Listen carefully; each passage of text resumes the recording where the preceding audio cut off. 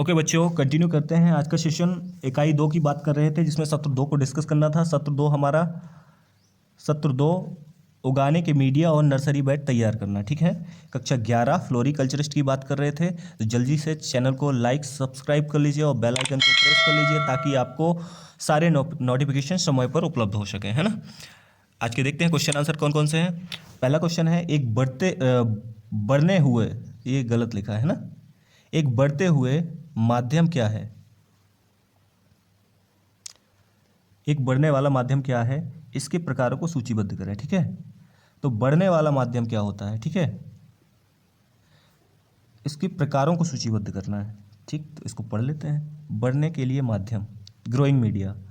Growing medium क्या क्या कहलाता है, पौधे को जो बढ़ता है ना, पौधे, उसके लिए कुछ माध्यम चाहिए ना, मिट्टी वगैरह, गमले में खाद वगैरह, वो माध्यम कहलाता है। ठीक है, तो वह सामग्री जिसमें गमले के पौधे उगते हैं उसे पॉटिंग सामग्री के रूप में जाना जाता है। ठीक है, और इससे आमतौर पर बढ़ने का माध्यम या पॉटिंग मीडियम कहा जाता है। ठीक है, पॉटिंग सामग्री के प्रकार के चयन महत्वपूर्ण है, क्योंकि पौधे की वृद्धि पूरी तरह से इस पर निर्भर करती है कि बढ़ते माध्यम का मुख्य कार्य बढ़ते पौधे की जड़ों को पोषक तत्वों, हवा और पानी की आपूर्ति करना है। यह पौधे को भौतिक रूप से मजबूत करता है तथा इसे एक सीधी स्थिति में रखता है और गुरुत्वाकर्षण बल के प्रति विकास की सुविधा प्रदान करता है। उपरोक्त दो कार्यों के लिए यह अच्छा माना जाता है। ठीक है, तो ग्रोइंग मीडिया आप समझ गए ना, ठीक है ना। वो सामग्री जो पौधे को बढ़ने के लिए आवश्यक होती है उसे क्या कहते हैं, पॉटिंग मिश्रण या ग्रोइंग मीडिया कहा जाता है। ठीक है, तो आप देख सकते हैं मैंने यहाँ डिफरेंट टाइप के ग्रोइंग मीडिया को इमेज के साथ डाला गया है। ठीक है, इसके प्रकारों को सूचीबद्ध किया गया है, कौन कौन से हैं। Clay soil, compost, expanded clay, cocopeat, peat substance, sandy soil, loamy soil, vermiculite, silty soil. ये क्या है, मिट्टी के प्रकार हैं। ठीक है ना, इतने प्रकार की मिट्टी होती है। सैंडी यानी बालुई, सॉरी क्ले यानी दोमट, कंपोस्ट यानी जो सड़ा गलाकर बनती है ना, कंपोस्ट, एक्सपेंडेड जो दानेदार होती है ना, सैंडी बलुई होती है, पीट मृदा, ठीक है ना, जो स्पगन मास ज़्यादा होता है। ठीक है ना, मास क्या बोलते हैं, जैसे पौधों के पत्तों वत्तों से जो बनती है। ठीक है, वो पीट मृदा। कोकोपीट एक टाइप से जैसे नारियल के छिलके, गोबर, ये सब मिक्स करके कोकोपीट बनता है ना। लॉमी सॉइल क्या होती है, दोमट। ठीक, वर्मिकोलाइट एक मिट्टी का प्रकार होता है, वर्मिकोलाइट, है ना। सिल्टी आप इस टाइप की मिट्टी तो आप देखते होंगे, सिल्ट टाइप से, है ना। तो ये सब प्रकार हैं इसके। ठीक है, ग्रोइंग मीडिया के, इसको आप डालेंगे गमले में और पौधे को लगाएंगे तो पौधा इसके माध्यम से उगने लगेगा या बढ़ने लगेगा। ठीक है ना। क्वेश्चन दूसरा है आपको क्या लगता है कि नर्सरी बेड की आवश्यकता क्यों है। तो इसके पहले सत्र एक में अपन ने एक क्वेश्चन पढ़ा था, नर्सरी क्यों महत्वपूर्ण है ना। ऐसे ही इसमें लिखा ना, नर्सरी बेड क्यों आवश्यक है। तो क्यों आवश्यक है भाई, और इसको पढ़ते हैं।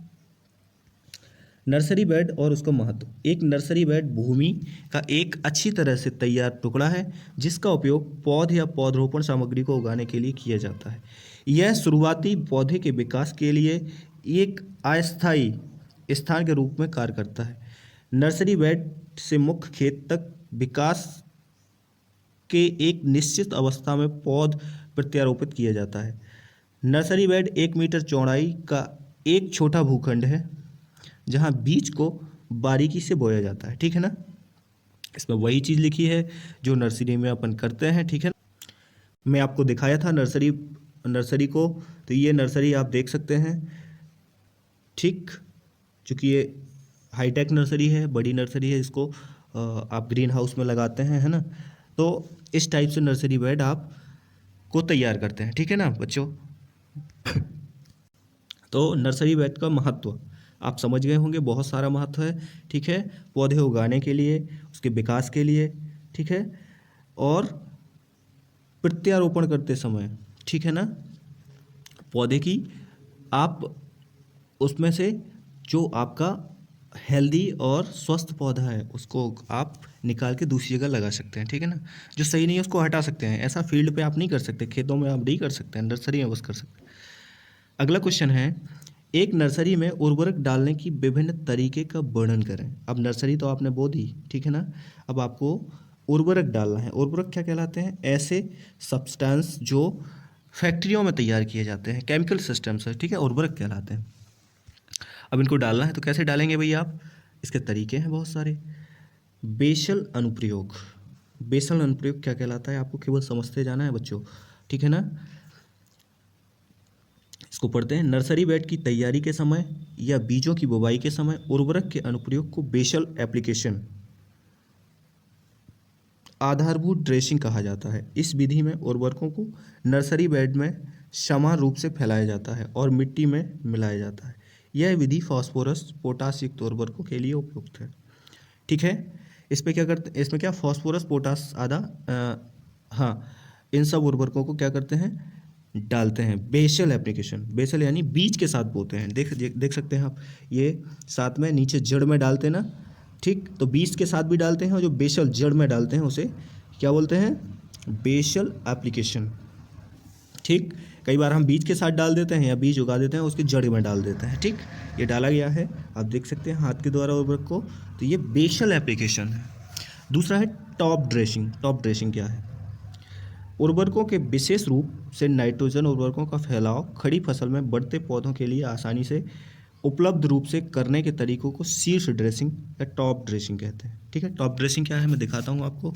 ये आप देख सकते हैं, गेहूं के खेत में नाइट्रोजन को ये फेंक रहा है ना, ये टॉप ड्रेसिंग बोलते हैं। इस टाइप से फेंका जाता है ब्रॉडकास्टिंग मेथड से, है ना, छिड़काव विधि से फेंका जाता है। इसे बोलते हैं क्या?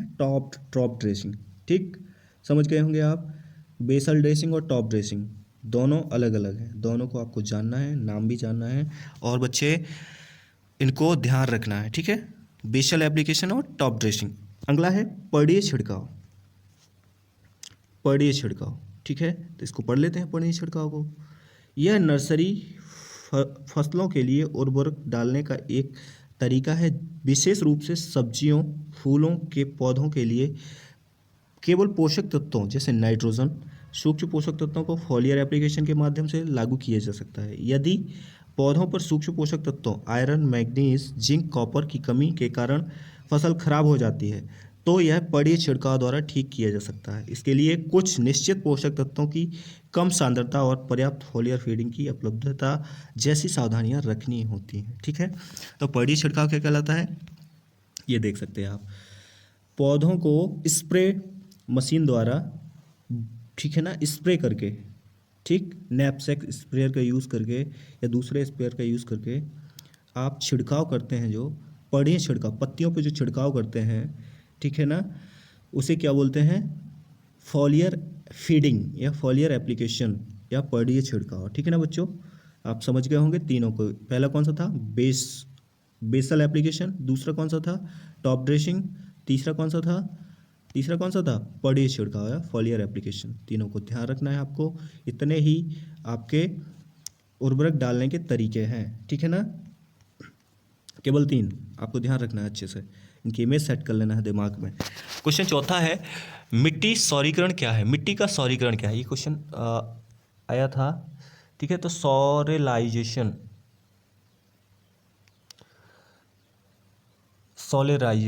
ये क्या है?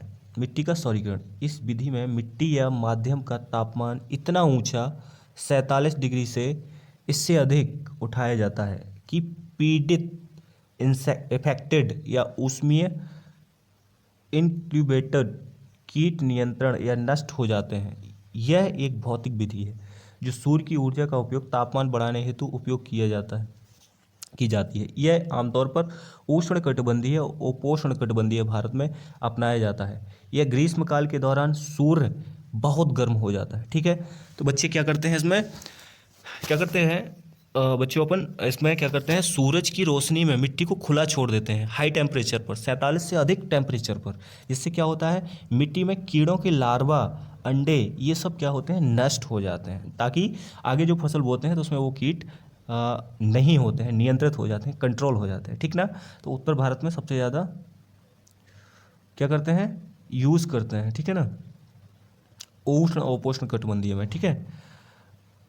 कैसे करते हैं, ये सूरज आप देख रहे होंगे, इसको गर्मी में खेत को खाली छोड़ दिया, क्योंकि इसमें मल्चिंग किया हुआ है, ताकि पॉलीथीन में और ज़्यादा इसमें लाइट पड़े, है ना। तो ये क्या होगा, इसमें जितने लार्वा कीट मकोड़े होंगे ये सब क्या हो जाएंगे, नष्ट हो जाएंगे, ठीक है ना। तो इससे मिट्टी स्वस्थ हो जाएगी, ठीक है। इसमें लिखा भी सौरीकरण, स्वस्थ होगी मिट्टी, ठीक। तो अपनी मिट्टी स्वस्थ और फंगस अंगस कंट्रोल हो जाएगा, ठीक ना। इसे क्या बोलते हैं, सौरीकरण करना। ओके बच्चों, गाइस इकाई 2 सत्र 2 अपन ने डिस्कस कर लिया है। अब बात करेंगे नेक्स्ट वीडियो में अपन सत्र 3 की, ठीक है ना। 3 में बीज बोना और पौधरोपण सामग्री, ठीक, बीज बोना और पौधरोपण सामग्री। Guys thank you, bye bye.